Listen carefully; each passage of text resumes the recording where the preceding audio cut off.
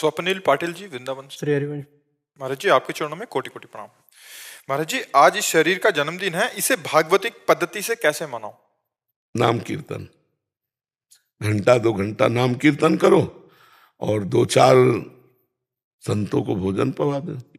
हमसे पूछा है तो वृंदावन है, बहुत संत भगवान रहते हैं, प्रार्थना करो, 2-4 संतों को भोजन पवा दो, नाम कीर्तन करो, वृंदावन की परिक्रमा करो, ठाकुर को भोग लगा दो, बहुत बढ़िया जन्म उत्सव हो गया। नहीं और बड़ा करना हो तो 24 घंटे का नाम कीर्तन कर लियो, 100-200 महात्मा पवा दो, ठाकुर जी का भोग लगाओ, वृंदावन की परिक्रमा करो, इससे बड़ा उत्सव क्या होगा? ठाकुर जी की, राधा वल्लभ लाल की खिचड़ी सेवा और छवि सेवा मिली है। हाँ हाँ, बहुत बहुत सुंदर, बढ़िया। तो और संतों को पवाओ, संतों को जरूर, भगवान संतों के मुख से पाते हैं।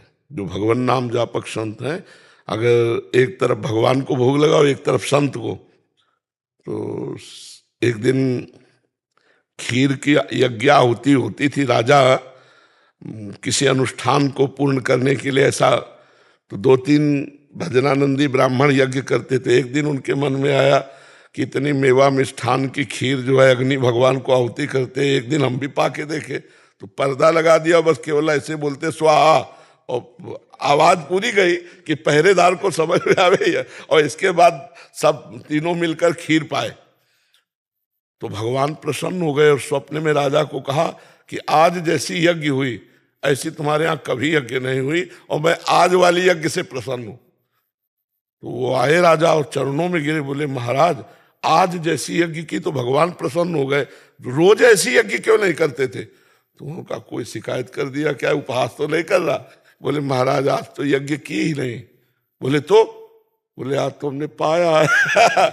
उस दिन से उन्होंने अग्नि में आहुति दिवाना बंद करवा दिया और संतों को पवाने लगे। तो भगवान श्री मुख से जो पाते हैं वो संतों के। तो अगर ठाकुर जी का भोग लगा और 1-2-4 संतों को पवा दें और नाम कीर्तन करें, वृंदावन की परिक्रमा करें, यही बहुत बढ़िया उत्सव है। तो कलयुग में सच्चे संतों की पहचान ही कैसे करें? भगवान से प्रार्थना करो, सच्चा तो होगा ही, ऐसा तो नहीं है सृष्टि। भगवान से प्रार्थना करो, वही मिला देंगे, वो तुमको भी जानते हो, सच्चे संतों को भी जानते हैं। ऐसा तो है नहीं कि सच्चे संत ना हो। तो हम सच्चे संतों के जानने के लिए अनंत भगवान से प्रार्थना करें। जब द्रवई दीन दयालु राघो तो साधु संगति पाइए, वो भगवान पहुंचा देंगे आपको। इसमें 2 बात महाराज जी, मान लो अपना गलत पैसा संत की सेवा में चला गया तो पाप बन जाएगा। हाँ बिल्कुल। अपन ने गलत संत को मैं गाड़ी कमाई के पवा दूं तो पाप। इसीलिए अधिकारी वो भगवान से प्रार्थना करे। और आपको सही बताएं, आपके हृदय में भगवान बैठे, अगर आप पूछोगे तो आपको दृष्टि पड़ते ही कह देंगे नहीं मत दो। भगवान अपने आप सबके हृदय में बैठ करके उत्तर दे देते कि यार यहाँ कुछ गड़बड़ लग रहा है। वो भगवान अंदर संतोष नहीं देंगे, शीतलता नहीं देंगे। जहाँ संतोष और शीतलता मिले, जान लो भगवान यहाँ प्रकाशित है।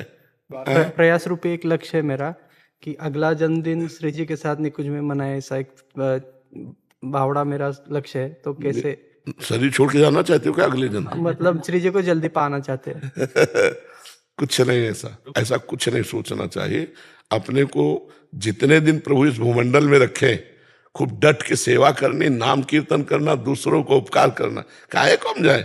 हमको भेजा है तो हम कुछ करके जाए। यहाँ निकुंज में जब आपको बुलाना हो तब बुला लेना, नहीं हमें जो सेवा दी है उसे रात दिन हम आपकी सेवा मानकर करेंगे। हमको ऐसे जीना है यहाँ, हमें प्रभु ने भेजा है तो ऐसे भेजा है क्या?